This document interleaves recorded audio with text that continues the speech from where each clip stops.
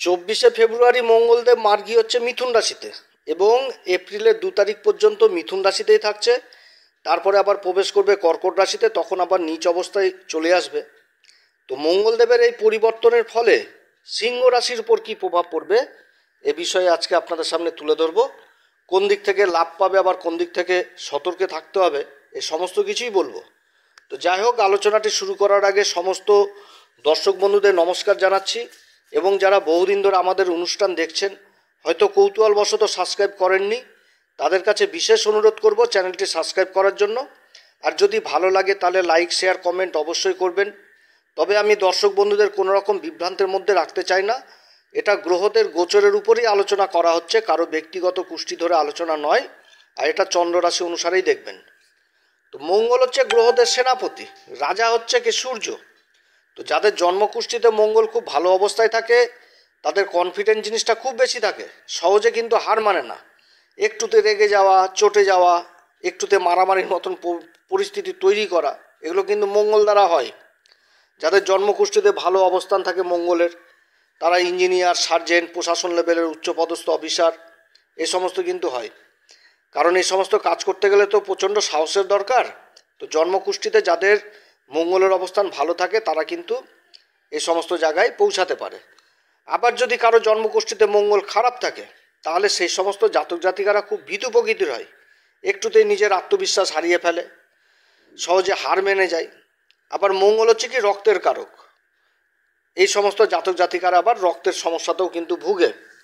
মঙ্গল যখন কেন্দ্রে অবস্থান করে তখন রুচক নামক নিজের রাশিতে যখন অবস্থান করে কেন্দ্রে, তখন রুচক নামক পঞ্চমহাপুরুষ রাজযোগ তৈরি করে। এটি একটি শক্তিশালী রাজযোগ। তো সিংহ রাশির ক্ষেত্রে হচ্ছে কি, সিংহ রাশিটা হচ্ছে অগ্নিতত্ত্ব রাশি। এবার মঙ্গল হচ্ছে অগ্নিতত্ত্ব রাশি।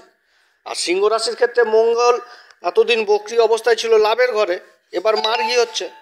তো মার্গী হচ্ছে দেবগুরু বৃহস্পতির নক্ষত্র পুনর্বসু নক্ষত্রে। সিংহ রাশির ক্ষেত্রে মঙ্গল হচ্ছে যোগকারক গ্রহ, সুখের ঘরের অধিপতি যেটা হচ্ছে বৃশ্চিক রাশি, এবং ভাগ্যের ঘর যেটা হচ্ছে মেষ রাশি।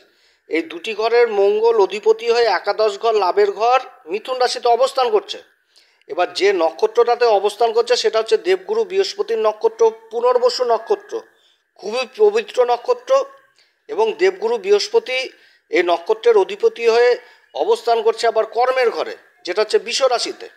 দেবগুরু বৃহস্পতি পঞ্চম ঘরের অধিপতি এই সিংহ রাশির ক্ষেত্রে। তো কেন্দ্রে অবস্থান করছে আবার অষ্টম ঘরের অধিপতি। তাহলে এখানটাতে কেন্দ্র ত্রিকোণ রাজ্য কিন্তু দেবগুরু বৃহস্পতি তৈরি করেছে এই সিংহ রাশির ক্ষেত্রে। এবার এই যে মঙ্গল মিথুন রাশিতে অবস্থান করছে, এইখানটাতে দেখতে হবে যে মিথুন রাশির অধিপতি বুধের সাথে কোনো রকম একটা তৎকালীন সম্পর্ক উঠেছে কি না। তাহলে মঙ্গল এই যে মার্গী হচ্ছে এই মিথুন রাশিতে, তাহলে যথেষ্ট ভালো ফল দিবে। যে মুহূর্তে মঙ্গল মার্গী হচ্ছে, তো সেই মুহূর্তে আবার এই বুধ অবস্থান করছে সপ্তম ঘর কুম্ভ রাশিতে, যেটা হচ্ছে শনির ঘর।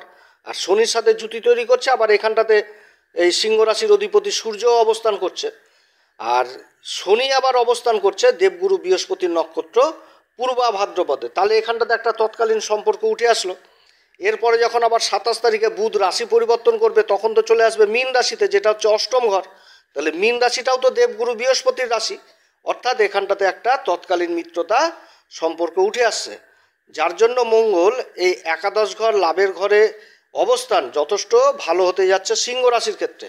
তবে বর্তমানে যে পরিস্থিতি সিংহ রাশির ক্ষেত্রে, রাশির অধিপতি সূর্যদেব সপ্তম ঘরে অবস্থান করছে শনির সাথে, অর্থাৎ এখানটাতে সূর্য কিন্তু ডিগ্রি বলের দিক থেকে খুব দুর্বল একটা পরিস্থিতি। কারণ শনি আর সূর্যের যখন জুতি তৈরি হয় তখন শনির বলে কিন্তু বৃদ্ধি পেয়ে যায়। তো সূর্য তাহলে কী হচ্ছে, এখানটাতে একটু কমজোরি হচ্ছে। তো এই যে ঘাটতিটা, এই ঘাটতিটা কিন্তু মঙ্গল এবার যথেষ্ট পূরণ করে দিবে। একদিকে দেবগুরু বৃহস্পতি পূরণ করছে কর্মের ঘরে অবস্থান করে, কেন্দ্র ত্রিকোণ রাজ্য তৈরি করেছে। এবার মঙ্গল লাভের ঘরে অবস্থান করে যথেষ্ট একটা ভালো পরিস্থিতি তৈরি করতে যাচ্ছে এই সিংহ রাশির ক্ষেত্রে। এবং শনিও মার্গী অবস্থায় রয়েছে, শনিও আর কিছুদিন পর রাশি পরিবর্তন করবে, তখন তো আবার এই সিংহ রাশির ঢাইয়া শুরু হবে। তো যাই হোক, সেই সময় সেটা আলোচনা হবে। কিন্তু মঙ্গলের যে অবস্থানটা হচ্ছে বর্তমানে সিংহ রাশির ক্ষেত্রে, এটা কিন্তু যথেষ্ট ভালো অবস্থান। তবে যে নক্ষত্র অবস্থান করছে এই দেবগুরু বৃহস্পতির নক্ষত্র পুনর্বসু নক্ষত্রে, তো এই নক্ষত্র সম্পর্কে তো অনেক কিছু আলোচনা করেছি এর আগের বহু ভিডিওতে। তো তো এই নক্ষত্রের আমাদের জ্যোতিষশাস্ত্র মতে একটা সিম্বল হচ্ছে, সেটা হচ্ছে কি ধনুষবাণ, অর্থাৎ এখান থেকে একাগ্রতা জিনিসটাই উঠে আসছে, যার জন্য এই সময় সিংহ রাশির বিশেষ একাগ্রতার প্রয়োজন রয়েছে। তাহলেই কিন্তু লক্ষ্যভেদ করতে পারবে কর্মক্ষেত্রে। কারণ মঙ্গল হচ্ছে সেনাপতি, তো সেনাপতি তো সবসময় ঢাল তরোয়াল নিয়ে এবার যুদ্ধ করে, তার উপরে এবার আসলো হচ্ছে ধনুষবাণ, তাহলে এখানটাতে একাগ্রতার বিশেষ প্রয়োজন রয়েছে। অর্থাৎ মঙ্গলের এই যে মার্গীয় অবস্থান, এটা কিন্তু রাশির উপর যথেষ্ট প্রভাব ফেলবে এবং একাধিক লাভের রাস্তা তৈরি করবে সিংহ রাশির ক্ষেত্রে, যেটা কিন্তু আগামী দিনের জন্য ভালো হতে যাচ্ছে। এবার মঙ্গল যে রাশিতে অবস্থান করছে সেটা হচ্ছে বুধ। বুধ হচ্ছে কি ম্যানেজমেন্টের কারক, ব্যবসার কারক, চতুরতার কারক, তার সাথে বাণীর কারক এই মিথুন রাশি। আর মিথুন রাশিটা হচ্ছে কি বায়ুতত্ত্ব রাশি, আর মঙ্গল হচ্ছে কি অগ্নিতত্ত্ব, তাহলে যথেষ্ট প্রভাবিত করবে এই ঘরটাকেও আবার। অর্থাৎ মঙ্গলের ঊর্জা আর বুধের ম্যানেজমেন্ট আর হচ্ছে বুধের বাণী, তার সাথে চতুরতা, ব্যবসা, তো এইটা যদি সংমিশ্রণ হয়ে যায় তাহলে সিংহ রাশির ক্ষেত্রে কিন্তু একাধিক লাভের রাস্তা তৈরি করছে এই মঙ্গল। এই সময়কালে ব্যবসা বাণিজ্যের সাথে যারা যুক্ত রয়েছেন তাদের যথেষ্ট ভালো অবস্থান হচ্ছে মঙ্গলের এই এই অবস্থানে। মঙ্গলের চতুর্থ দৃষ্টি পড়ছে রাশির দ্বিতীয় ঘর, ধনসম্পত্তির ঘর, যেটা হচ্ছে কন্যা রাশি, এবং এই কন্যা রাশিতে আবার দেবগুরু বৃহস্পতির শুভ পঞ্চম দৃষ্টি পড়ছে, তার সাথে আবার শুক্র অষ্টম ঘরে অবস্থান করছে উচ্চ অবস্থায়, তার দৃষ্টি পড়ছে, এবং 27 তারিখের পর বুধ আবার এই অষ্টম ঘরে অবস্থান করবে, তখন আবার বুধও কিন্তু তার নিজের রাশি এই কন্যা রাশিকে দেখবে। আর কন্যা রাশিটা হচ্ছে বুধের কিন্তু মূল ত্রিকোণ রাশি, অর্থাৎ ধনসম্পত্তির ঘর। নিজের কর্মের দ্বারা যথেষ্ট আয় ইনকাম বৃদ্ধি করতে পারবে, যার দরুন এই সময়কালে সিংহ রাশি সেভিংস জিনিসটা করতে পারছে, অর্থাৎ আর্থিক দিক যথেষ্ট মজবুত হবে এই সময় সিংহ রাশির। অর্থের জন্য কোনো রকম কাজ আশা করছি এই সময় আটকে থাকবে না সিংহ রাশির। মঙ্গলের চতুর্থ দৃষ্টি পড়ছে দ্বিতীয় ঘরে, তো দ্বিতীয় ঘরটা কিসের কারক? বাণীর কারক, যেটা হচ্ছে কন্যা রাশি। আবার খাবার দাবারেরও বিচার করা হচ্ছে এই ঘর থেকে। আবার মঙ্গলের সপ্তম দৃষ্টি পড়ছে রাশির পঞ্চম ঘর, ধনু রাশি, যেটা হচ্ছে দেবগুরু বৃহস্পতির ঘর। এবার দেবগুরু বৃহস্পতির নক্ষত্রে লাভের ঘরে অবস্থান করে দেবগুরু বৃহস্পতির রাশিকেই দৃষ্টি দিচ্ছে, এবং মঙ্গলের আবার উচ্চ দৃষ্টি পড়ছে ষষ্ঠ ঘর, যেটা হচ্ছে মকর রাশি, এবং এই মকর রাশির উপর আবার দেবগুরু বৃহস্পতির দৃষ্টি পড়ছে কর্মের ঘর থেকে, যেটা হচ্ছে নবম দৃষ্টি। অর্থাৎ যথেষ্ট ভালো ফল অপেক্ষা করছে এই সিংহ রাশির জন্য। বাণী সংক্রান্ত কাজগুলো যথেষ্ট ভালো হবে। যারা বাণী সংক্রান্ত কাজের সাথে যুক্ত রয়েছেন সিংহ রাশির, কর্মক্ষেত্রে বাণীই তো সবার আগে লাগে, মুখের ভাষার উপরই তো সব কিছু নির্ভর করে। অর্থাৎ সিংহ রাশির এই সময় মানে সামনে থাকা ব্যক্তিকে ব্যবসা ক্ষেত্রে বিশেষভাবে প্রভাবিত করবে। ব্যবসা বাণিজ্যের সাথে যারা যুক্ত রয়েছেন তারা কিন্তু যথেষ্ট ভালো ফল এই সময় পাবে। না হওয়া বিক্রি, মানে এমন প্রোডাক্ট বিক্রি হয়নি সেটাও কিন্তু মুখের বোলচালে বিক্রি করতে পারবে। আর মঙ্গল লাভের ঘরে অবস্থান করছে, তাহলে কি হবে? লাভের প্রতি একটা ঊর্জা কাজ করবে, যে যে প্রকারেই হোক আমাকে লাভ অর্জন করতে হবে, কর্ম করে লাভ অর্জন করতে হবে। অর্থাৎ লাভের কিন্তু একাধিক রাস্তা তৈরি হচ্ছে। আবার দ্বিতীয় ঘর থেকে খাবার দাবারেরও বিচার হয়, তাহলে খাবার দাবারের কাজের সাথে যারা যুক্ত রয়েছে, যেমন হোটেলের ব্যবসা, ক্যাটারিংয়ের ব্যবসা, রেস্টুরেন্টের ব্যবসা, এই সমস্ত কাজ, এছাড়া যারা মুদিখানার কাজকর্মগুলো করছেন বা কোনো খাবারের দ্রব্য যারা স্টক ব্যবসার সাথে জড়িত রয়েছেন তাদের জন্যও যথেষ্ট ভালো।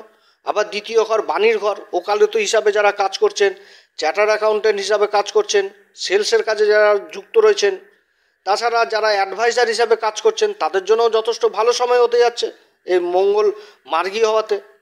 আবার মঙ্গলের কিন্তু অষ্টম দৃষ্টি, যেটা হচ্ছে উচ্চ দৃষ্টি, পড়ছে কোথায়? ষষ্ঠ ঘর, মকর রাশিতে। তো মকর রাশি এই ঘরটা হচ্ছে কি রোগ, ঋণ, রিপুর ঘর। আবার এই ঘরে দেবগুরু বৃহস্পতির দৃষ্টি পড়ছে, আবার কেতুরও দৃষ্টি পড়ছে।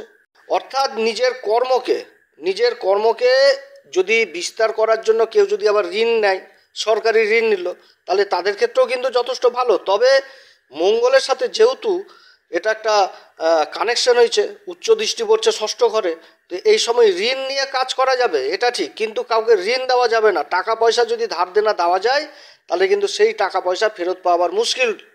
পৈতৃক সম্পত্তিজনিত যদি কোনো বিবাদ থাকে, সেই জায়গা জমি সম্পত্তির কিন্তু যথেষ্ট মীমাংসা হবে এই সময়। পঞ্চম ঘরে সপ্তম দৃষ্টি পড়ছে, যেটা হচ্ছে দেবগুরু বৃহস্পতির রাশি, ধনু রাশি, এবং দেবগুরু বৃহস্পতির নক্ষত্রে অবস্থান করছে লাভের ঘরে, তাও আবার ভাগ্যের ঘরের অধিপতি হয়ে। অর্থাৎ শিক্ষা দীক্ষার দিকেও এই সময় সিংহ রাশি যথেষ্ট এগিয়ে থাকবে। প্রাথমিক শিক্ষার ব্যাপার হোক যেটা, কিংবা উচ্চশিক্ষার ব্যাপারে হোক, সব দিকে এগিয়ে থাকবে এ সময় সিংহ রাশি। শিক্ষকতা বা কোচিং সেন্টার বা ট্রেনার হিসাবে যে সমস্ত কাজগুলো হচ্ছে এগুলোতেও যথেষ্ট ভালো ফল পাবে। আবার অষ্টম ঘরে তার উচ্চ দৃষ্টি পড়ছে, শত্রুদের ঘর। তো এই সময় যারা শত্রুতা করছিল সিংহ রাশির ক্ষেত্রে, যে একটা প্রতিনিয়ত একটা কম্পিটিশন কর্মক্ষেত্রে, এদিকেও যথেষ্ট সুবিধা পাবে এই সিংহ রাশি। তবে সব কিছুর ঊর্ধ্বে একটা জিনিসই বলবো সিংহ রাশিকে, সেটা হচ্ছে যেহেতু অগ্নিতত্ত্ব সিংহ রাশি আর মঙ্গল হয়ে গেছে অগ্নিতত্ত্ব, তো ধৈর্য জিনিসটা কিন্তু সবসময় কাজে লাগাতে হবে। আর যে নক্ষত্রে অবস্থান করছে সেই নক্ষত্রের মেন জিনিসই হচ্ছে ধৈর্য। অর্থাৎ কোনো কর্ম করতে গেলে আগে রুট ম্যাপ তৈরি করতে হবে এবং সেই প্ল্যান মাফিকই চলতে হবে। অধৈর্য হলে চলবে না। একটুতে অধৈর্য হয়ে গেলাম, কারোর সাথে বাগবিতণ্ডায় জড়িত হয়ে গেলাম, এগুলো করলে হওয়া কাজ কিন্তু বানচাল হবে। এবার চতুর্থ ঘর যেটা হচ্ছে বৃশ্চিক রাশি, এই ঘরের অধিপতি হয়ে লাভের ঘরে অবস্থান করছে। জায়গা জমি সংক্রান্ত কাজগুলো যথেষ্ট ভালো হবে। ভূমি সংক্রান্ত কাজ, যারা জায়গা জমি সেল পারচেসের যুক্ত রয়েছেন তাদের জন্য যথেষ্ট ভালো সময় হতে যাচ্ছে। দেবগুরু বৃহস্পতির কর্মের ঘরে অবস্থান করে সপ্তম দৃষ্টি দিচ্ছে সুখের ঘরে, আর সুখের ঘরের অধিপতি লাভের ঘরে অবস্থান করছে। আর লাভের ঘর যেটা হচ্ছে মিথুন রাশি, তাহলে মঙ্গল যে অবস্থান করছে এই যে লাভের ঘরে, ভাগ্যের ঘরের অধিপতি হয়ে আর সুখের ঘরের অধিপতি হয়ে, এ সময় কর্মের দিক থেকে যথেষ্ট উন্নতি রয়েছে। কর্মক্ষেত্রে প্রমোশনের যোগ রয়েছে। যারা যারা হচ্ছে বেসরকারি কিংবা সরকারি কাজের সাথে যুক্ত রয়েছেন তাদের জন্যও যথেষ্ট ভালো সময়। যারা কর্মের সন্ধান করছেন তাদের জন্যও যথেষ্ট ভালো সময় হতে যাচ্ছে এই সময়কাল। অর্থাৎ সিংহ রাশির অধিপতি সূর্য, সূর্য তো মোটেও ভালো অবস্থায় নেই, শনির সাথে অবস্থান করছে 1 নাম্বার। এরপরে আবার যখন সূর্য রাশি পরিবর্তন করবে অষ্টম ঘরে চলে আসবে। অষ্টম ঘরে সূর্যের অষ্টমের দোষ লাগে না, কিন্তু ওই ঘরে তো আবার রাহু অবস্থান করছে, তো রাহুর সাথেও তো জুতি তৈরি করবে অষ্টম ঘরে। তো এই যে সময়গুলোর মধ্যে যে সময়টা এখনও প্রায় 2 মাস, কারণ সামনে মার্চ মাসে রাশি পরিবর্তন করবে, তারপর একসাথেই থাকবে মীন রাশিতে এবং একসাথে অনেকগুলো গ্রহ অবস্থান করবে। এই যে একটা বাজে জিনিস পরিস্থিতি তৈরি হচ্ছে আগামী দিনে, আর মঙ্গলের যে মার্গী অবস্থান হতে যাচ্ছে এর থেকে কিন্তু অনেক সুবিধা মঙ্গল করবে এই সিংহ রাশির জন্য। তবে একটা কথা বারবার বলবো, প্রথমেও বলেছি এবং এই সময়ও বলবো, সেটা হচ্ছে একাগ্রতা। যে কোনো কাজ করতে গেলে একাগ্রতা নিয়ে আসতে হবে। অধৈর্য হলে চলবে না সিংহ রাশিকে, এবং প্রত্যেকটা কর্মের ব্যাপারে আগে রুট ম্যাপ তৈরি করতে হবে, রুট ম্যাপ অনুযায়ী চলতে হবে। অধৈর্য হলে কিন্তু কাজ ভেস্তে যাবে এই সিংহ রাশির, লাভ কিন্তু চলে যাবে। আর মঙ্গল হচ্ছে কি পরাক্রমের অধিপতি, পুরুষার্থের কারক হচ্ছে মঙ্গল, লাভের ঘরে অবস্থান করছে। অর্থাৎ আয় ইনকামের দিকে যথেষ্ট ছোটাছুটি করাবে, আর তাতে কিন্তু যথেষ্ট ভাগ্যেরও সঙ্গ পাবে এই সময় সিংহ রাশি। আয় ইনকাম কীভাবে করতে হয় সেটা কিন্তু যথেষ্ট রাস্তা তৈরি করবে এই মঙ্গল। কিন্তু যেটা করতে হবে সেটা প্ল্যান মাফিক মাথা ঠান্ডা করেই করতে হবে। আমি এই কথাটা বারবার এই কারণে বলছি যে শনি সূর্যের জুতি রয়েছে সপ্তম ঘরে, এখানটাতে সূর্য কিন্তু নিজের ঘরকে দেখছে। আবার যখন রাশি পরিবর্তন করবে তখন রাহুর সাথে অবস্থান করবে, একটা ইগোর ভাব, একটা জেদ, এগুলো কিন্তু যথেষ্ট থাকছে। অতএব এদিক থেকে কিন্তু সিংহ রাশিকে যথেষ্ট সাবধান। তো যাই হোক, এদিকে সাবধান অবলম্বন করতে হবে। এছাড়া যথেষ্ট ভালো সময়। আর এই সময় সিংহ রাশি প্রত্যেক দিন হনুমান চল্লিশা, বজ্রং বাণ এগুলো পাঠ করবেন। এগুলো পাঠ করার আগে শ্রীরাম সীতার প্রণাম মন্ত্র অবশ্যই করবেন, এবং গুরুর সান্নিধ্য, যারা গুরুর দীক্ষা নেননি, আমি কিন্তু প্রত্যেকটা ভিডিওতেই বলি পঞ্চম ঘরের অধিপতি হচ্ছে দেবগুরু বৃহস্পতি। অতএব গুরুর সান্নিধ্যে যেতে হবে, কারণ গুরুই পারে একমাত্র অন্ধকার থেকে আলোর পথে নিয়ে যেতে। অতএব গুরুর দীক্ষা প্রয়োজন রয়েছে সিংহ রাশির। যারা এখনও পর্যন্ত গুরুর দীক্ষা নেননি তারা অবশ্যই জীবনে গুরুর দীক্ষা নেবেন, এবং যারা নিয়েছেন তারা গুরুর সান্নিধ্যে থাকবেন, মন্দিরে পূজারীদের দান দক্ষিণা করবেন, তাদের পা ছুঁয়ে আশীর্বাদ নেবেন, তাতে গুরু যথেষ্ট বলবান হবে। তো যাই হোক, অনেক কথা আলোচনা করলাম। মঙ্গলের পরিবর্তন যথেষ্ট ভালো পরিবর্তন। আমি শেষেও বলবো, শুধু ধৈর্য হারাবেন না, যে কোনো কাজ করতে গেলে প্ল্যান মাফিক করতে হবে। এবং তার সাথে বলবো, যাদের জন্মকুষ্ঠিতে গ্রহের অবস্থান খারাপ রয়েছে তারা অবশ্যই ভালো জ্যোতিষীয় পরামর্শ নেবেন। তো যাই হোক প্রিয় দর্শক বন্ধুরা, যদি এই পরামর্শ সত্যিই ভালো লাগে তাহলে নিজের ভেবে এই অ্যাস্ট্রো এস এম বাংলা চ্যানেলকে অবশ্যই সাবস্ক্রাইব করবেন, শেয়ার করবেন, কমেন্ট করবেন। আপনারা সবাই ভালো থাকেন, ঈশ্বর আপনাদের সবার মঙ্গল করুক। এরপরে আবার আসবে একটি নতুন পর্ব নিয়ে। নমস্কার, ধন্যবাদ।